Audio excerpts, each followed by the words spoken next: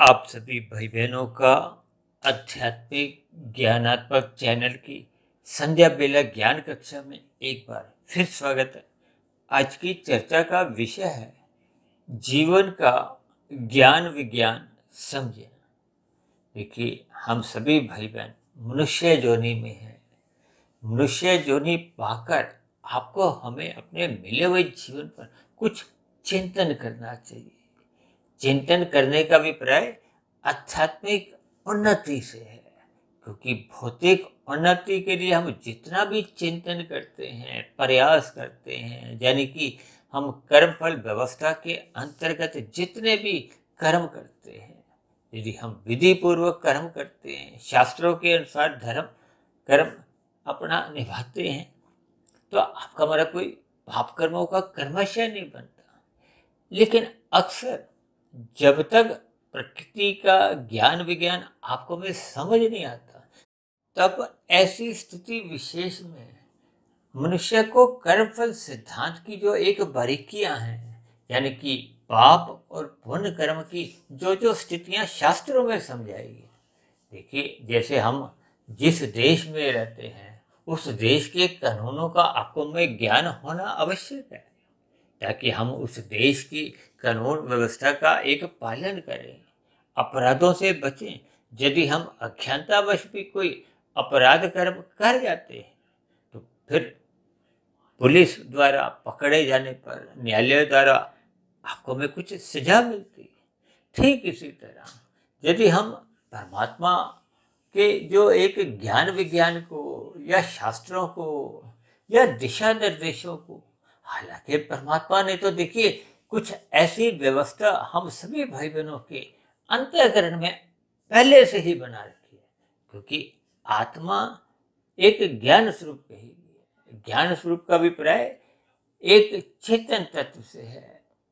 आपको में ज्ञान पहले से ही है कि सही क्या है, गलत क्या है। कि आपका हमारा जो एक शरीर स्थूल शरीर है, देखिए कर्म तो वही करता है, जबकि आपके बारे स्थूल शरीर के भीतर एक सूक्ष्म शरीर है। सूक्ष्म शरीर के भीतर भी एक कारण शरीर है। फिर चेतन स्वरूप आत्मा और परमात्मा। देखिए, ये सभी स्थितियां अक्सर हम अपनी चर्चाओं में प्रतिदिन सुबह ब्रह्म मुहूर्त ज्ञान उपदेश कक्षा में या संध्या बेला ज्ञान कक्षा में, इन सभी स्थितियों पर हम कुछ ना कुछ विचार रखते ही हैं। लेकिन आज हमारा क्योंकि विषय एक संध्या बेला ज्ञान कक्षा का है, तो संध्या बेला ज्ञान कक्षा में हम थोड़ी और सरल स्थितियों का कुछ विवरण करते हुए शास्त्रों की सैद्धांतिक बातों को समझाने का एक प्रयास करते हैं, ताकि हम सभी भाई बहनों के जीवन में आध्यात्मिक उन्नति के दरवाजे खुले, जिसके लिए आपको में मनुष्य योनि मिली है। यदि मनुष्य जीवन पाकर केवल खा लिया पी लिया, बस मिला हुआ जीवन यूं ही बीत गया, तो फिर आपके हमारी कोई आध्यात्मिक उन्नति हो नहीं पाती। और मैं तो यहाँ तक भी समझता हूँ कि भौतिक उन्नति के लिए भी आपको में एक भौतिक ज्ञान की स्थितियों पर एक खरा उतरना होता है। हम अपने बच्चों को देखिए प्ले स्कूल में भेजते हैं, नर्सरी कक्षा, फिर वो आगे 15-20 वर्ष पढ़ते हैं, तब जाकर उनको कोई नौकरी मिलती है या अपना व्यवसाय करने की एक काबिलियत आती है, कुछ वो योग्य बन जाते हैं, तभी तो फिर वो धन कमाते हैं। शास्त्रों में तो देखिए 4 पुरुषार्थ बताए गए हैं, धर्म अर्थ काम मोक्ष। अक्सर मोक्ष की स्थिति का एक साधारण मनुष्य का कोई एक लक्ष्य नहीं होता, क्योंकि मोक्ष का अभिप्राय देखिए जन्म मरण के बंधन से मुक्ति का है। क्योंकि अक्सर एक साधारण मनुष्य संसार के ही सुखों को अधिक से अधिक भोगने की इच्छा रखता है, तभी तो देखिए वो भौतिक शिक्षा में अपने जीवन के लगभग 20-25 वर्ष इस भौतिक ज्ञान के ऊपर ही बिताता है। जबकि आध्यात्मिक ज्ञान के ऊपर यदि एक साधारण मनुष्य को 2-4 घंटे भी बैठना पड़े तो उसको थोड़ा अजीब सा लगता है। और मेरे तो संज्ञान में ऐसा भी आया है कि कभी कभी जब हमारी वीडियो कुछ लंबी बन जाती है, विशेष रूप से देखिए ब्रह्म मुहूर्त ज्ञान उपदेश कक्षा में, तब भी एक साधारण मनुष्य उन वीडियो को आरंभ से अंत तक सुनते नहीं, जिसके फलस्वरूप आपका हमारा जो एक परमात्मा का जो एक ज्ञान विज्ञान है वो हम क्रमबद्ध तरीके से समझ नहीं पाते, जिसके फलस्वरूप आपका हमारा मिला हुआ जीवन लगभग यूं ही व्यर्थ चले जाता है। देखिए, बचपन अवस्था अबोध मानी गई है, किशोरावस्था पे भी लगभग आपकी हमारी अज्ञानता बनी रहती है, युवावस्था आते ही आपका हमारा रजोगुण अधिक प्रधान होता है। इसलिए तो शास्त्रों में कहा गया, ये जो प्रकृति के 3 गुण हैं, तमोगुण, रजोगुण और सतोगुण, जो कि प्रतिदिन ही एक क्रम में आते। तमोगुण को अज्ञानता से लिया जाता है, पदार्थों से भी लिया जाता है, नींद से भी लिया जाता है, आलस्य से भी लिया जाता है, लेकिन फिर भी शास्त्रों में कहा गया कि तमोगुण की निंदा करो। इसके पीछे का कारण क्या है कि तमोगुण से 10 गुना अच्छा तो रजोगुण है, और वही रजोगुण से भी 10 गुना अच्छा शास्त्रों में ही सतोगुण को कहा गया है। बस इसी बात को ही एक मूल रूप में हमने एक सूत्र बना दिया, तमोगुण को 1, रजोगुण को 10 और सत्वगुण को 100। इस शास्त्रों की कही गई बातों के आधार पर, और विशुद्ध सत्वगुण जो कि परमात्मा के लिए, आत्मा के लिए कहा जाता है, उसको हम 1000 कह देते हैं, ताकि ये एक सूत्र आपके हमारे जीवन में विभिन्न स्थितियों पर जब हम कुछ निर्णय लेते हैं। देखिए, संसार में रहते हुए आपको हमें मन बुद्धि के स्तर पर विभिन्न प्रकार की स्थितियों से गुजरना होता है। ये जो आपके हमारे स्थूल शरीर, जो पृथ्वी जल अग्नि वायु आकाश का बना है, इस शरीर की देखिए 5 ज्ञानेंद्रियां हैं, 5 कर्मेंद्रियां हैं।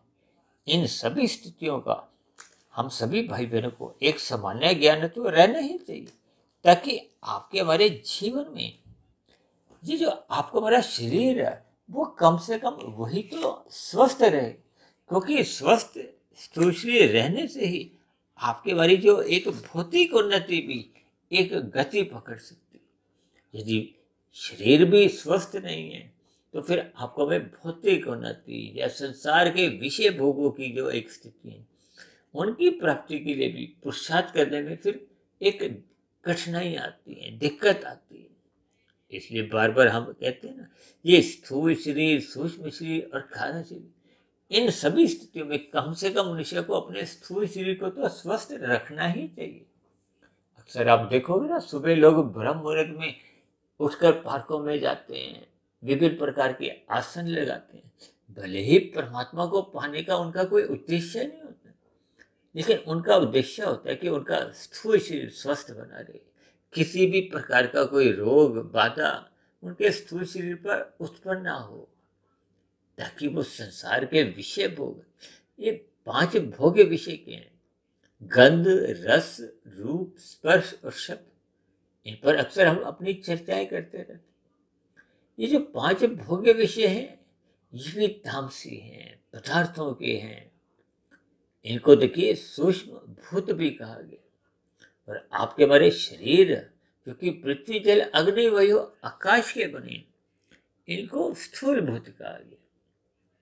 हम सभी भाई बहनों के देखिए स्थूल शरीर तामसी कहलाते हैं, और ये जो 5 भोग्य विषय हैं ये भी तामसी हैं।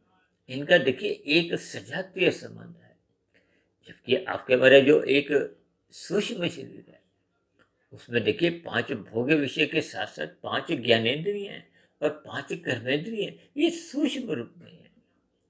जबकि स्थूल शरीर के स्तर पर तो देखिए 5 ज्ञानेंद्रियां नाक, जिह्वा, आंख, त्वचा, कान को कहा जाता है, और 5 कर्मेंद्रियां हाथ, पैर, वाणी, लिंग, गुदा को कहा जाता है।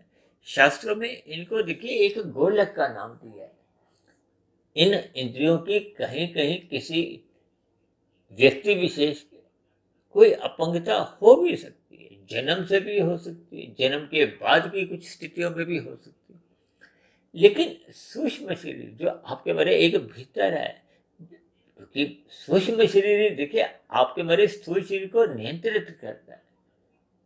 अक्सर ज्ञान के अभाव में एक साधारण मनुष्य स्थूल शरीर को ही महत्व देता है, जबकि शास्त्रों में तो देखिए सूक्ष्म शरीर और कारण शरीर का एक विशेष महत्व है, क्योंकि स्थूल शरीर का जो एक संचालन है वो सूक्ष्म शरीर के हाथ में।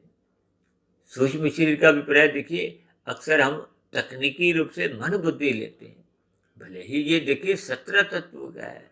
17 तत्वों का अभिप्राय 5 भोगी विषय, 5 ज्ञानेंद्रियां, 5 कर्मेंद्रियां, ये हो गए 15, और एक मन और बुद्धि, ये मिला के हो गए 17। और आपका हमारा स्थूल शरीर पृथ्वी, जल, अग्नि, वायु, आकाश का बना, ये है 5 तत्व। 5 और 17 हो गए 22। और कारण शरीर कर्ता भाव से, सकाम भाव से जो हम कर्म करते हैं वो अहंकार युक्त होते हैं, कर्ता भाव होता है। कर्ता होने पे फिर आप और हम फिर वो भोक्ता बन जाते हैं। कहते हैं ना, जैसी करनी वैसी भरनी। जब हम फल पाने की इच्छा से कोई भी कर्म करते हैं तो फिर शास्त्रों में जो कर्मफल सिद्धांत की स्थितियां समझाएगी। देखिए, कर्मफल सिद्धांत के अंतर्गत ही विधि विधान द्वारा जो शास्त्र आपको में कर्म करने की एक अनुमति देते हैं, उनको विहित कर्म, पुण्य कर्म कहा गया है। और जिनका मना करते हैं वो निषेध कर्म है। अक्सर हम समझाते हैं ना, यातायात के नियमों का जब हम एक पालन करते हैं तो आपका हमारा कोई चलान नहीं करता, लेकिन जब हम निषेध कर्म करते हैं, यातायात के नियमों का उल्लंघन करते हैं, तो आपके हमारे चलान करते हैं। ठीक इसी तरह माया कहो, प्रकृति कहो, परमात्मा की एक व्यवस्था को, यहाँ भी आपके हमारे चलान तब करते हैं जब आपका हमारा जो पाप कर्मों का कर्माशय है, जब हम पाप कर्म करते हैं, निषेध कर्म करते हैं। निषेध कर्म करने का अभिप्राय क्या है? जैसे हम अन्य मनुष्यों के साथ छल कपट, ठगी, हेरा फेरी, अनीतिगत कार्य करते हैं। प्रकृति के अन्य जीव जो नीचे की 80 लाख प्रकार की जोनियों के जीव हैं, 30 लाख तरह के तो देखिए पशु हैं, 10 लाख तरह के पक्षी हैं, 11 लाख तरह के कीड़े मकोड़े, कीट पतंगे हैं, 9 लाख तरह के समुद्र में रहने वाले जीव, और 20 लाख तरह की वनस्पति है। ये फल, सब्जियां, जड़ी बूटियां, पेड़ पौधे, ये सब 20 लाख तरह के। इनको भी किसी भी प्रकार का पीड़ा नहीं दें, हम कष्ट नहीं दें। ये सभी स्थितियां आपको में परमात्मा की जो एक व्यवस्था है। इसीलिए तो कहा गया कि जीवन का ज्ञान विज्ञान समझे। जीवन का अभिप्राय देखिए, आपके हमारे जीवन पे कोई पशुओं के लिए तो कोई सत्संग की स्थितियां नहीं है, पक्षियों को कोई ज्ञान लेना आवश्यक नहीं, क्योंकि उनकी दिनचर्या तो प्रकृति की एक व्यवस्था द्वारा अपने आप ही चलती रहती है। उनको बस उतनी ही बुद्धि रहती है कि उनका गुजर बसर, खाना पीना, जो जीवन की अवस्था उनकी भी होती है। ये अलग बात है कि उनको देखिए विभिन्न प्रकार के कष्टों को एक झेलना पड़ता है, क्योंकि नीचे की जोनियों कोई पिकनिक मनाने तो आए नहीं कि उनको सुख सुविधा के कोई साधन मिलते हो। अब नीचे की तो देखिए दंडमय जोनी है, कष्टमय जोनी है। अब जेल में जो स्थितियां होती हैं, उनको भले ही भोजन की एक व्यवस्था होती है और साथ में काम भी लिया जाता है, लेकिन कुछ ऐसे विशेष प्रकार के सुखों की स्थितियां नहीं होती। इसीलिए तो कोई भी मनुष्य देखिए कानून का उल्लंघन करते हुए, अपराध करते हुए जेल से बचना चाहता है, सजा से बचना चाहता है। लेकिन परमात्मा तो देखिए न्यायकारी भी हैं और परम दयालु भी हैं। परमात्मा ने नीचे की सभी जोनियों के जीवों को क्रमशः अचेत रखा है, ताकि उनको अपने कष्टों का, पीड़ा का, दुखों का बोध ही नहीं हो। आपको हमें 1-2 समय का भोजन नहीं मिलता तो हम कितने विचलित हो उठते। अब पशु पक्षियों को तो देखिए 2 दिन 4 दिन भी कई बार भोजन नहीं मिलता। अक्सर ये स्थितियां यदि आप और हम इस पर चिंतन करें, विचार करें, तो आप पाओगे कि मनुष्य जोनि का ही एक विशेष महत्व है। और ये विशेष महत्व जब समझ में आता है तो फिर मनुष्य परमात्मा के मार्ग पर चलने लगता है। ये जो जीवन में हमने कहा है ना, ज्ञान विज्ञान समझो, ये ज्ञान विज्ञान का अभिप्राय देखिए एक विशेष ज्ञान से है। देखिए, ज्ञान का अभिप्राय एक साधारण ज्ञान से, जबकि विज्ञान का अभिप्राय अक्सर हम संसार में भी देखते हैं ना कि वैज्ञानिक लोग बहुत ही सूक्ष्म स्थितियों का कुछ एक शोध करते हैं, तब तो ये सुख सुविधा के साधन का आविष्कार होता है। आविष्कार कहो, वैज्ञानिक कहो, ये सब एक ही स्थिति है। यानी कि जब वो भौतिक दुनिया में अपने ज्ञान को सूक्ष्म स्तर पर ले जाते हैं तो फिर वो सुख सुविधा के साधनों का आविष्कार करते हैं। लेकिन यहाँ हमारा ज्ञान विज्ञान का अभिप्राय देखिए एक विशेष प्रकार के सूक्ष्म ज्ञान से है, ताकि आपको में आत्मा परमात्मा के संबंध की पहचान हो। ये जो प्रकृति के 3 गुण हैं, भले ही ये जड़ हैं, लेकिन इन 3 गुणों के कारण ही, देखिए इन 3 गुणों के कारण इस माया में विभिन्न प्रकार की जो परिस्थितियां प्रतिदिन प्रति क्षण बनती बिगड़ती रहती, इनको भी आज तक कोई भी वैज्ञानिक समझ नहीं पाया, भले ही समझने का प्रयास करते हैं। लेकिन आध्यात्मिक जगत में ऐसे कितने ही महापुरुष हुए हैं। महापुरुषों का अभिप्राय देखिए मायातीत महापुरुषों से कहा जाता है। यह मायातीत का अभिप्राय देखिए जो जन्म मरण के बंधन से मुक्ति पा लेते हैं। अक्सर एक साधारण मनुष्य ये जन्म मरण की स्थितियों पर एक विशेष ज्ञान रखता नहीं है। भले ही देखिए भौतिक स्तर पर हम अपने शिशु का जो जन्म होता है, ये माता के गर्भ में इसकी क्या क्या स्थितियां बनती हैं, एक साधारण स्तर पर एक डॉक्टर इसके ज्ञान पर विजय पा चुका है। लेकिन जैसे जैसे आपके हमारे जीवन की जो एक स्थितियां बनती हैं, क्योंकि आपका हमारा देखिए स्थूल शरीर के साथ साथ सूक्ष्म शरीर है, कारण शरीर है। जब तक मनुष्य इस सूक्ष्म शरीर और कारण शरीर की स्थितियों पर कोई विशेष ध्यान नहीं देता, क्योंकि जन्म मरण या 84 लाख प्रकार की जो एक जोनियां हैं, ये स्थूल शरीर से संबंध रखती हैं।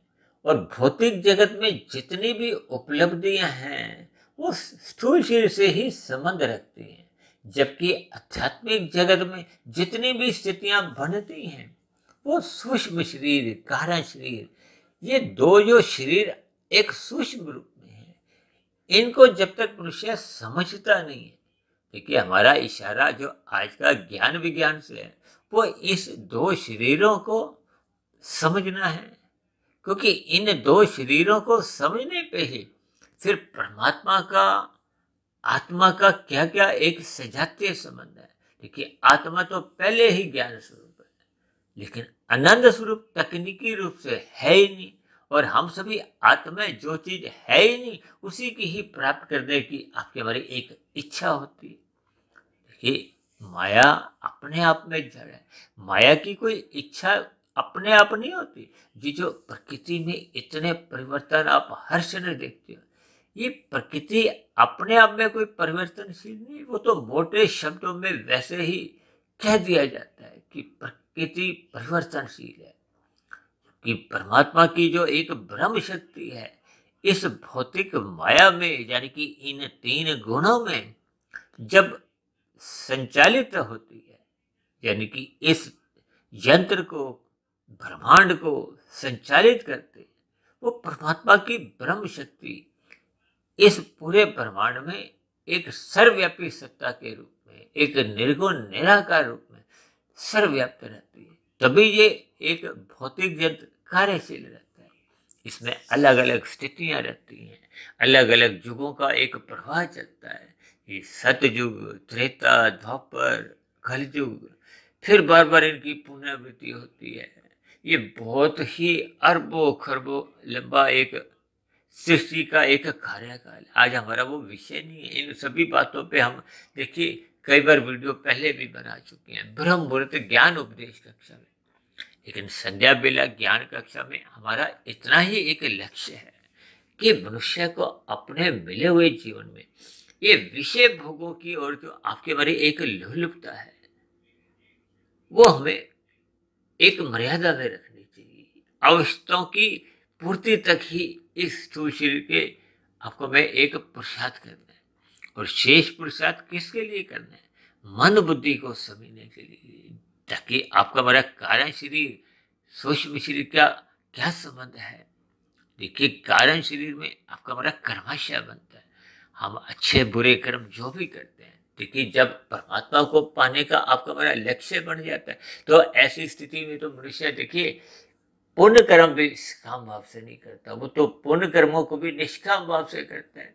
क्योंकि भगवान श्री कृष्ण जी ने गीता में कर्म योग का एक नाम दिया है, निष्काम भाव से कर्म करो, ताकि हम इस जन्म मरण के बंधन से कर्म से मुक्ति पाए।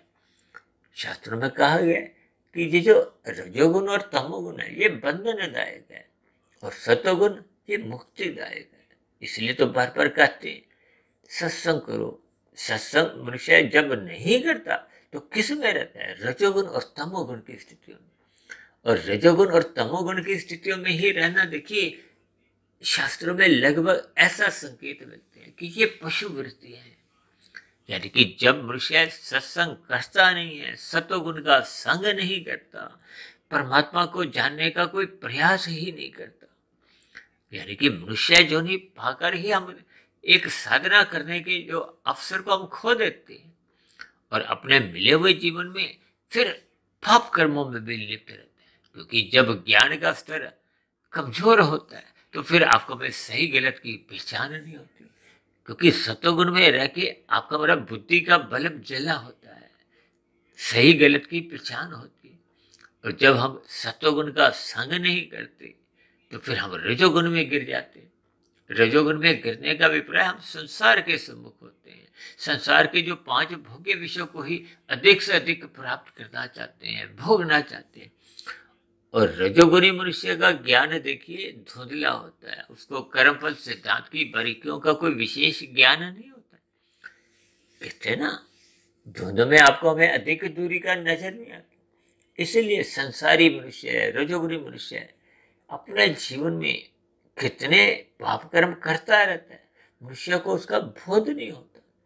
क्योंकि किए गए कर्मों का भविष्य में क्या परिणाम आए वो दूर की स्थिति है, और दूरदृष्टि उसकी होती नहीं है, क्योंकि ज्ञान में स्थिति नहीं है।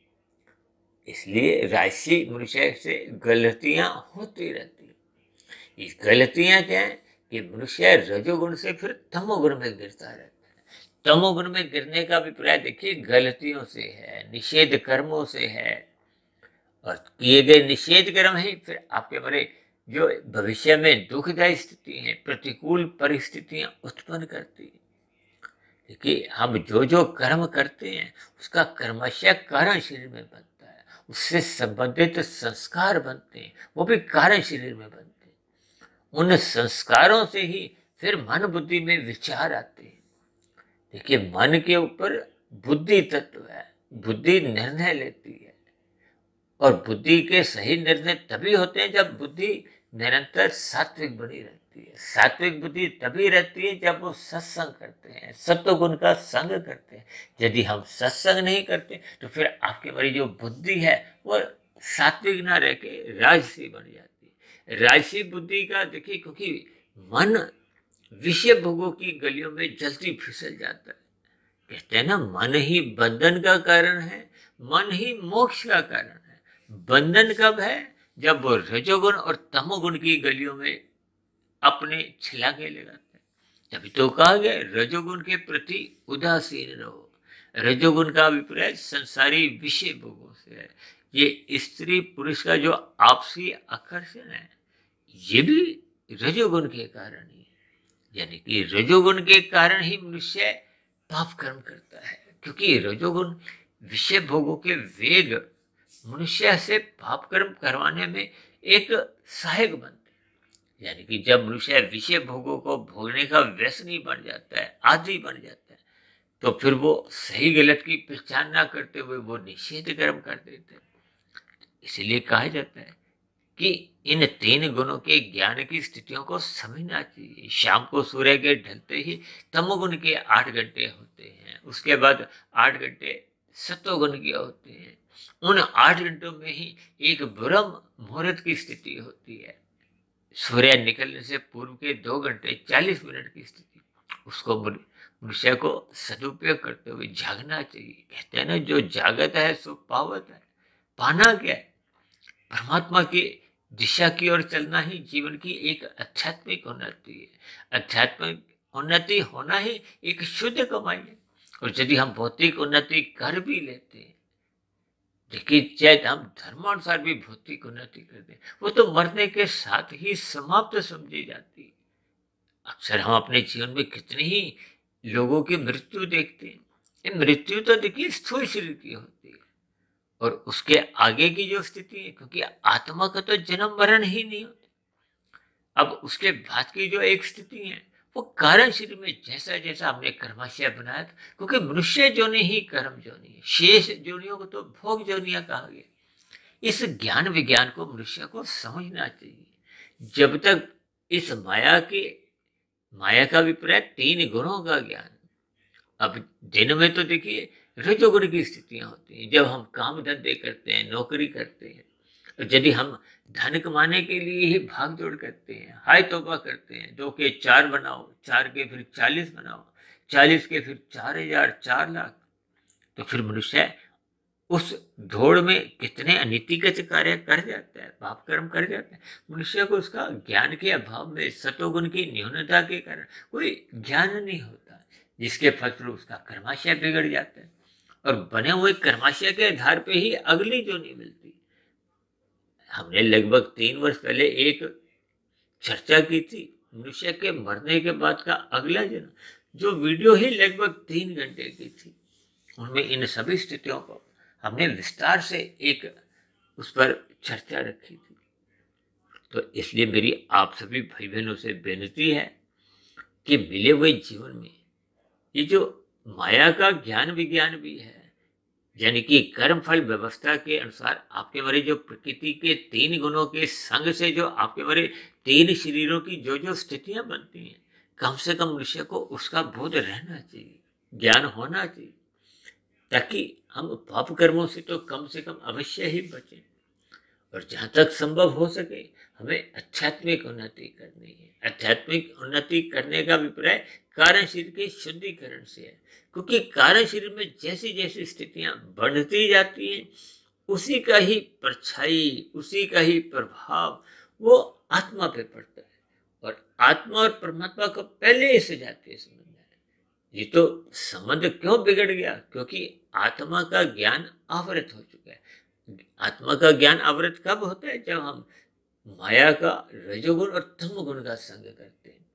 तो इन सभी स्थितियों के ज्ञान विज्ञान को आपको हमें समझना चाहिए, ताकि आपके हमारे जीवन में बुराइयां समाप्त हों, यानी कम से कम हम पाप कर्मों से तो अवश्य ही बचें, और यहाँ तक संभव हो सके हम साधना करें, निष्काम भाव से कर्म करें, अपने कर्तव्य कर्मों को ईमानदारी से निभाएं, परमात्मा के ज्ञान विज्ञान को समझें, अपनी आध्यात्मिक उन्नति के दरवाजे खोलें, ताकि ये जो जन्म मरण के बंधन हैं ये कमजोर हों।